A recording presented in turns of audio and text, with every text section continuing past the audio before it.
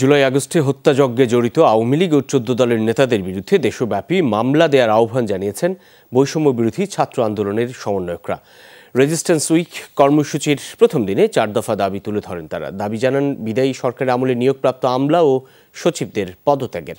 পাশাপাশি বৈষম্য বিরোধী ছাত্র আন্দোলনের নামে যারা চাঁদাবাজি ও দখল করছে তাদের বয়কট করার আহ্বানও জানান সমন্বয়করা। কালার এক্সপার্ট, জর্জ স্যাপ এবং মাইল্ড অন হ্যান্ডস টেকনোলজি সমৃদ্ধ অরিক্স ক্রিস্টাল ওয়াশ আপনার লন্ড্রি এক্সপার্ট। সপ্তাহব্যাপী রেজিস্ট্যান্স উইক নামের নতুন কর্মসূচি নিয়ে মাঠে বৈষম্য বিরোধী ছাত্র আন্দোলন। কর্মসূচির প্রথম দিন মঙ্গলবার বিকেলে শিক্ষার্থীরা জমায়েত হয় ঢাকা বিশ্ববিদ্যালয়ের রাজ্য সন্ত্রাস বিরোধী ভাস্কর্যের সামনে। এখান থেকে মিছিল শুরু করে শিক্ষার্থীরা, প্রদক্ষিণ করে মধুর ক্যান্টিন, ভিসি চত্বর। নানা দাবিতে স্লোগান তোলে আন্দোলনকারীরা। মিছিল পৌঁছায় শহীদ মিনারে।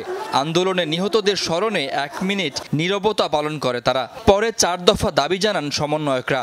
যেসব হত্যাকাণ্ড ঘটানো হয়েছে সেগুলোর দ্রুত বিচার নিশ্চিত করতে বিশেষ ট্রাইব্যুনাল গঠন করতে হবে। প্রশাসনের যে কোনো পর্যায়ে সেই ইনক্লুসিভের জায়গা থেকে আগের ফ্যাসিস্ট সরকারের যারা ফুড সোলজার ছিল, যেসব সচিব ছিল, সেসব আমলা ছিল, তাদেরকে পদত্যাগের মধ্য দিয়ে, পদচ্যুতের মধ্য দিয়ে আমরা সেদিন দৃশ্যমান পদক্ষেপ দেখতে চাই।